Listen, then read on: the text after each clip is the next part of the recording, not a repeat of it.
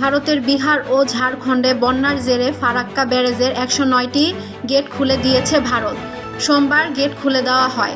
এতে একদিনে বাংলাদেশে ঢুকবে 11 লাখ কিউসেক পানি।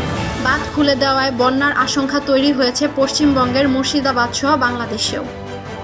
বন্যার পরিস্থিতি ও পাহাড়ি ঢলের বিষয়ে আগে থেকে বাংলাদেশকে তথ্য দেওয়া হয়েছে বলে ভারতের পক্ষ থেকে দাবি করা হয়েছে।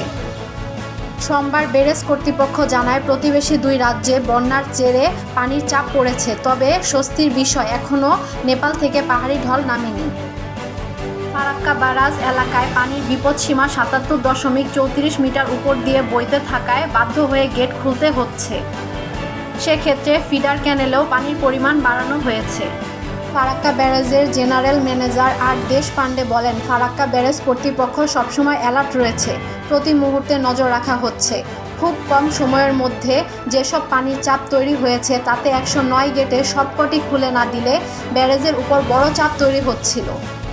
এক্ষেত্রে অনেক বড় ক্ষতি হয়ে যেতে পারত। আপাতত ফিডার ক্যানেলে 40,000 কিউসেক ও ডাউন সিস্টেমে 11 লাখ কিউসেক পানি ছাড়া হয়েছে। এদিকে 20 আগস্ট থেকে দেশের 11টি জেলা বন্যায় আক্রান্ত হয়েছে।